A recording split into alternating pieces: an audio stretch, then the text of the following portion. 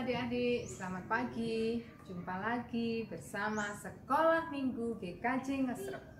Apa kabar adik-adik? Semoga semuanya dalam keadaan sehat, semangat, dan penuh sukacita. Pagi ini kita akan bersama-sama mengikuti sekolah minggu. Kita akan menyanyi bersama, membaca Alkitab bersama, dan nanti kita juga akan mendengarkan cerita. Sudah siap semuanya? Yuk kita mulai sekolah minggu kita hari ini. Adik-adik sudah siap menyambut harinya Tuhan? Kita mau pujikan hari ini harinya Tuhan.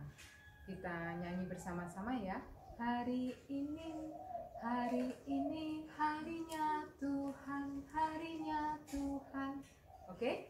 Kita nyanyi bersama-sama. Hari ini harinya Tuhan.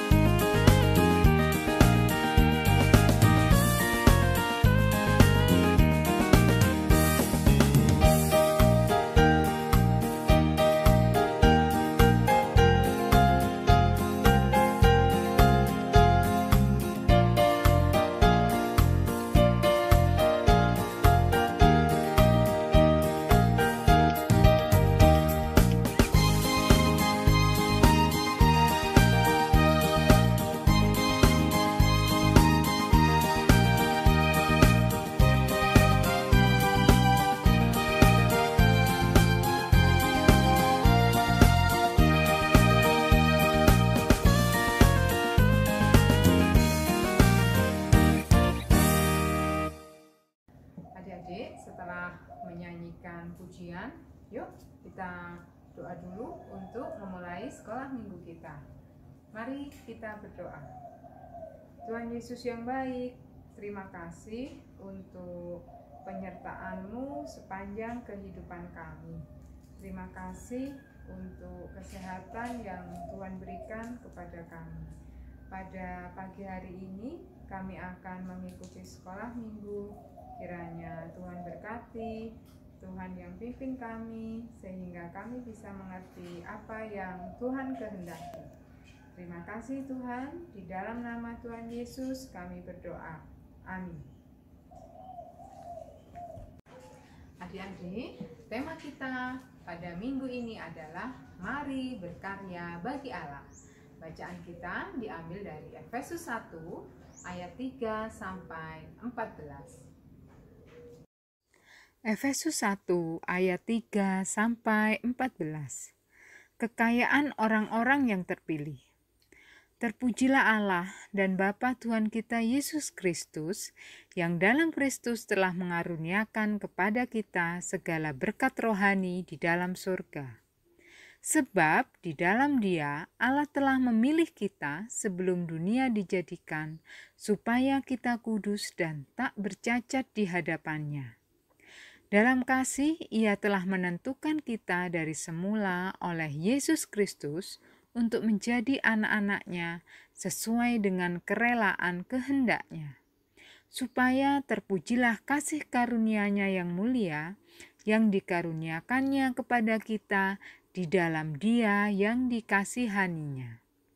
Sebab di dalam Dia dan oleh darah-Nya kita beroleh penebusan, yaitu pengampunan dosa menurut kekayaan kasih karunia-Nya, yang dilimpahkannya kepada kita dalam segala hikmat dan pengertian.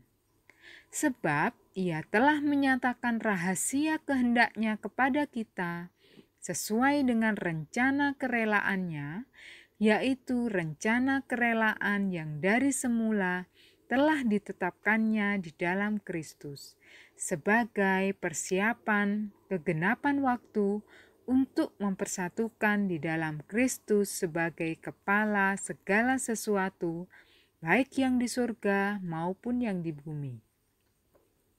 Aku katakan, di dalam Kristus, karena di dalam Dialah kami mendapat bagian yang dijanjikan. Kami yang dari semula ditentukan untuk menerima bagian itu sesuai dengan maksud Allah, yang di dalam segala sesuatu bekerja menurut keputusan kehendak-Nya, supaya kami yang sebelumnya telah menaruh harapan pada Kristus boleh menjadi puji-pujian bagi kemuliaan-Nya. Di dalam Dia kamu juga, karena kamu telah mendengarkan firman kebenaran, yaitu Injil keselamatanmu, di dalam Dia kamu juga, ketika kamu percaya, dimeteraikan dengan Roh Kudus yang dijanjikannya itu. Dan Roh Kudus itu adalah jaminan bagian kita sampai kita memperoleh seluruhnya, yaitu penebusan yang menjadikan kita menjadi milik Allah untuk memuji kemuliaan-Nya. Amin. Adik-adik yang dikasih Tuhan, coba siapa saja yang ada dalam gambar ini? Nah, pasti kalian bisa menyebutkan ya. Ada bapak, ibu, dan anak-anak. Adik-adik semua pasti tinggal bersama orang tua kan? Beserta kakak atau adik ya. Pasti menyenangkan sekali. Bapak, ibu, kakak, atau adik pasti sayang adik-adik semua. Nah, wujud sayang orang tua untuk adik-adik itu bermacam-macam. Misalnya dibelikan makanan kesukaan atau dibelikan hadiah ketika ulang tahun. Nah, itu adalah salah satu wujud rasa sayang orang tua untuk adik-adik di rumah. Nah, adik-adik, coba sekarang perhatikan gambar berikutnya. Adik-adik pasti tahu, ini gambar siapa? Iya, adik-adik benar, ini adalah gambar Tuhan Yesus disalib. Tuhan Yesus disalib untuk menebus kesalahan atau dosa manusia. Itu adalah cara Allah menunjukkan rasa sayang Allah kepada anak-anak Allah. Tuhan Yesus disalib untuk menembus dosa manusia dan kemudian naik ke surga untuk menyediakan tempat di surga bagi anak-anak Tuhan. Kita akan mendengarkan cerita tentang Tasya dan ibunya. Suatu kali ibu meminta Tasya yang sedang bermain di kamar. "Sya, tolong bantu ibu sebentar ya." Tasya menjawab, "Nanti saja Bu, aku sedang asik bermain." Ibu kembali memanggil, "Sya, ayo bantu ibu. Sebentar saja. Ibu akan mengantar makanan ke rumah nenek. Ibu punya hadiah loh untuk kamu." Kemudian Tasya bergegas keluar kamar dan menanyakan, "Mana hadiahnya?" Pada hari yang lain, ibu meminta Tasya untuk merapikan ruang tamu. "Sya, tolong bantu ibu merapikan ruang tamu." Saat itu, ruang tamu ibu selesai digunakan untuk persekutuan doa. Lalu Tasya hanya diam saja melihat kartun di TV. Ibu mengulangi permintaannya. "Sya, tolong bantu ibu merapikan ruang tamu ya." Tasya lalu menjawab dengan kesal, "Iya Bu, nanti aku kerjakan." Beberapa saat kemudian, Tasya membersihkan ruang tamu sambil menggerutu. "Ibu itu gak asik. Aku kan lagi nonton TV. Ibu kan bisa mengerjakannya sendiri. Sebel."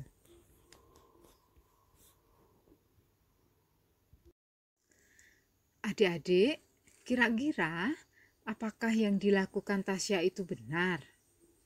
Nah, pasti adik-adik tahu kan jawabannya? Yang dilakukan Tasya adalah tidak benar. Karena apa? Karena Tasya melakukan pekerjaannya dengan bersungut-sungut. Seharusnya kita ketika melakukan suatu pekerjaan harus dengan sukacita, harus dengan gembira. Karena kita sudah dikasih oleh Allah, sudah dikasih oleh Tuhan Yesus, berarti apa yang harus kita lakukan? Kita harus melakukan yang baik untuk Allah, melakukan yang baik untuk Tuhan Yesus. Sekarang, ketika orang tua mengasihi kita, apa yang harus kita lakukan? Kita harus melakukan juga yang baik untuk orang tua kita.